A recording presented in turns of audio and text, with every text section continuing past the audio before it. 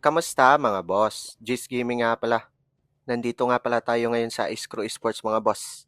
At ang kalaban pala namin ngayon ay ang Jill Esports na may 17 win streak mga boss. So, sobrang mamon ng kalaban namin ngayon sa war. At ito mga boss, kami naman ay may 9 win streak. Panay war pero di man lang panalo, panay draw lang. At dito, labanan pala to ng mga top Philippines mga boss. Dahil ang Screw Esports ay nasa ranking na top 4 Philippines. At ang Jill Esports naman ay number 9 sa buong Pilipinas. Feeling ko talaga draw na naman to. So ang kalaban pala namin dito ay sina Kenji ata. Oh, ito nga si Kenji sa number 6. Sino pa ba yung kilala ko dito? Ito si Ben COC, nakasama ko na yan. Ito si Daiki, friend ko sa TikTok. Sino pa ba? Parang wala na ata. Konti lang yung kilala ko sa Jill Esports. Mga mama mag-post yan. Ito si Step. Mamaw. Sino pa ba dito? Ito si Card Glogy. Parang si Strong ata to. At ito si Boss Jill. Leader ng Jill Esports. So shout out sa mga taga Jill Esports dyan. Good luck sa war natin. So dito, yung leader na mismo yung aatakin natin kaya scout natin yung base niya. So ang base na to ay medyo familiar na ata sa Legend League. At gagamit tayo dito ng Super Ballers Attack. Kasi meta naman to sa Legend League. Kaya tara, baka na. So dito na pala tayo magpaplano mga boss. So ano bang plano natin dito? Dito na tayo maglalapag ng Duke natin. At dito naman sa side na to yung Super Ballers natin. At ito yung heroes natin para makagawa ng funnel. So ganun lang yung plano natin. Kaya tara, Duke muna tayo. Envy. Sa 56, yun. So, inbin na lang natin to. Gusto kong pumunta yung Duke natin dito para makuha yung Revenge Tower. So, inbi ulit tayo. Nice. Sana makuha natin tong Revenge Tower at yung mga heroes dyan. So, inbi ulit. Town Hall na to. Pero parang di ata makukuha yung Revenge Tower kasi kulang na tayo sa invest dito. Ay, parang kakayanin pala. So, inbi. So, yun. Makukuha na ata yan. So, saan ba tayo maglalapag ng Super Ballers natin? Kasi nag-iba yung plano. Siguro dito na tayo sa baba. So, Queen tayo. Ability. King. So, dito tayo papasok ng Super Ballers dahil sa Rage Tower. So, troops natin. Healers. Loons. Apprentice Warden. Skywagon. So, Super Wall Breaker tayo para pumasok sa may scatter shot. So, diretso na lang yung Super Ballers natin dyan. Sabay Rage mamaya. So, Rage tayo. Na-activate na dito yung Rage Tower niya. Kaya magwa-Warden ability na tayo. So, yun. Nabasag agad yung CC. So, immune pa yung troops natin. Lapag na tayo ng panlinis dito. Baby Dragon. At OG natin to. Wait. Sige. OG na. Yun. Kaso naghiwalay yung mga troops natin. So, saan tayo mag-focus? Dito na lang sa baba. Rage natin. So, may totem pa tayo dito. Pan-distract mamaya. So, minion muna. Panlinis.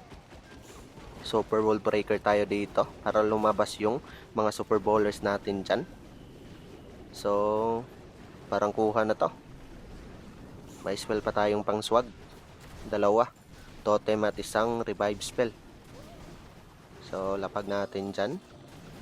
Pang swag. Nice. 3 stars yung unang banat natin against sa leader ng Jill Esports. Sumove na tayo sa next attack. So, second attack na tayo dito. So, sino ba yung a-attackin natin? Ito, si Andre. So, ang plano ko sa base na to ay ganong attack pa rin. Super Ballers attack. So, ang plano ko dito ay ito yung kukunin na value ng Duke Charge natin para makagawa ng funnel.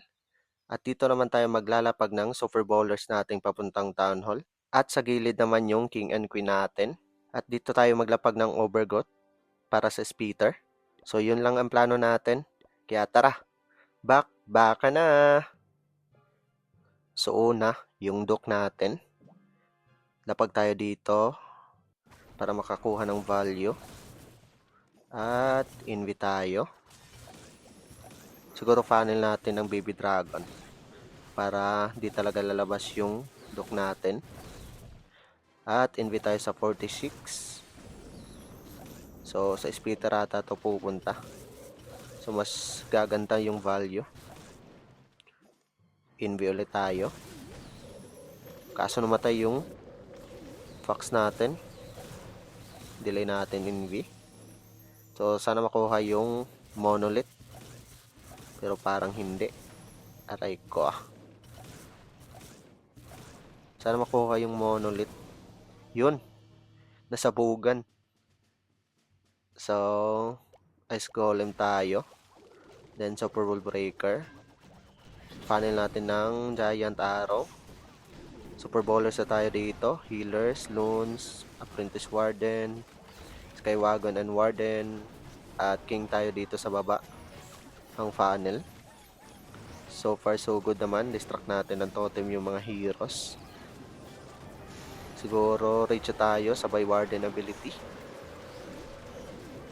So immune pa yung mga troops natin. Nice.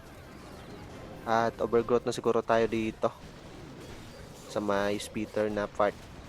So yun. Kaso parang humiwalay pa yung ibang troops natin. Pero sige, goods lang. Marami pa naman tayong super bowlers sa may right side. Hintay lang tayo konti saan maganda gamitin yung super wall breaker natin. San revive na natin yung dragon dock pala. Muntik ko na makalimutan. Lapag na ng panlinis. So, totem spell pan-distract sa scatter shot. Sabay king ability at rage. Dito sa may super bowlers. So, yun. 3 stars ulit. Swag na pala yung rage. Uy, may collector pa pala. Hindi ko napansin. Buti mahaba pa yung oras. So, yun. 3 stars ulit yung pangalawang banat natin dito. Kaya move tayo sa next attack. At third attack na tayo dito. So itong 31 naman yung aatakin natin. So sa base na to ay gagamitan natin yan ng army ni Star sa Legend League. So masusubukan yung lakas natin sa army na to. So dito, dock charge tayo sa may Town Hall para makuha yung Town Hall at ibang heroes dyan. At dito naman tayo maglalapag ng mga Dragon Riders natin papunta sa may gitna. At counter funnel tayo dito ng RC ability. At syempre, dito tayo mag-overgrowth para di tayo makareceive ng malakas na damage. Kaya tara, baka na. So dito, unahin natin yung dock charge. So, dock charge dito. Pupunta yan ng CC. Invi tayo. Muntik pa natin makalimutang maglapag ng invi. So, sana makuha yung CC agad. So, invi tayo. Buti di lumabas yung bantay. Yun. Namatay yung heroes. So, invi ulit tayo para sa Town Hall. May heroes pa dyan. So, heroes yung sinunod. Nice. Nauna yung guardian. Invi ulit tayo. Natulak ng air sweeper pero invi ulit. Yun. Napaganda pa. Na-trigger yung mga traps dito. So, invi ulit tayo. Sana makuha yung multi. Goods. So, lapag tayo dito ng Dragon Riders. Dragon Riders, Skywagon, Impian Warden, counter funnel tayo ng RC, pang funnel Baby Dragon. So, check lang natin yung main troops natin.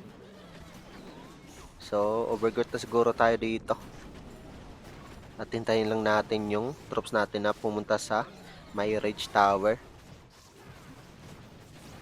So, distract natin ng totem yung gitna. Delay lang natin konti yung ability ni Warden. Siguro Warden ability na.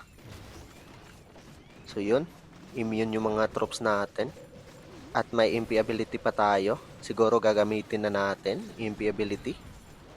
Yun. Lapag tayo ng panglinis. Kunin natin yung wizard tower. Tapos lapag ng panlinis. So, lapag ng ibang archers. So, 3 stars na ata ito mga boss. Marami pa tayong spells dito. Dalawang freeze, isang totem, isang poison, at isang revive spell. So, yun. Basag yung base. Naka 3 stars ulit tayo dito. At marami pang swag spell. Mamaw ah. Sumove tayo sa next attack. At last attack na tayo dito mga boss. So, itong number 33 na yung aatakin natin. So, parang familiar to mga boss. Same base lang to sa unang inattack natin or sa pangatlong attack sa number 31. So, ganun pa rin yung plano natin. Duke charge sa may Town Hall compartment. At dito tayo maglalapag ng Dragon Riders natin papunta sa may Rage Tower. At counter funnel tayo dito ng RC ability. At overgo tayo sa may Speeder. So, ganun lang yung plano. Kaya tara, backpack na. So, una, yung Duke natin. Lapag tayo dito. Tapos, invite tayo sa 56. So, yun. Inuna pa yung Guardian. Lumabas pa yung Bantay. Pero isasama natin yun sa Invi. Diretso na agad sa Town Hall. Naka-trigger pa ng ibang traps. So, Invi ulit tayo dito sa may 36. Invi. So, makakuha agad yung Town Hall dito. Tapos, Heroes pa. Napaganda talaga yung value. Invi ulit tayo. Namatay na yung Fox, kaya Invi ulit tayo. So, yun. Para makukuha naman yung multi. Kaso lumabas na full ng ano ba yun? Anak ni Labahan. Pero sige, counter funnel tayo dito ng RC. Funnel ng BB Dragon.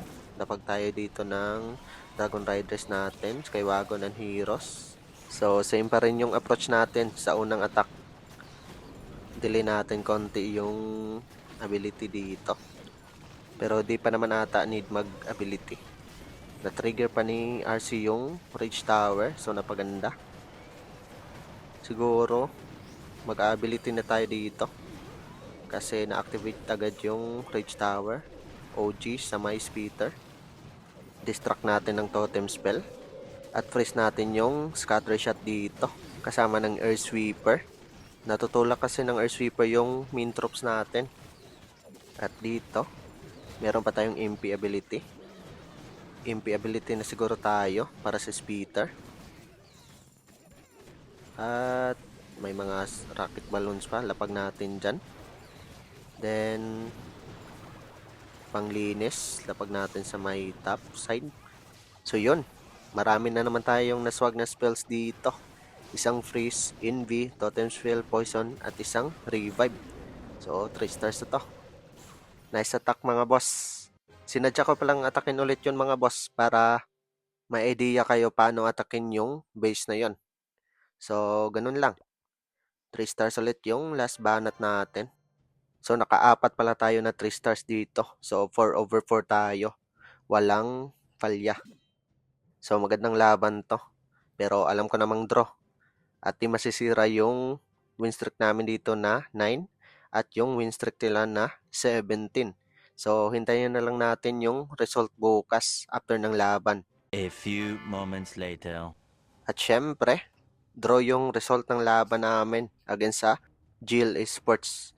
Kaya congrats sa both teams. Yun lang. Ingat!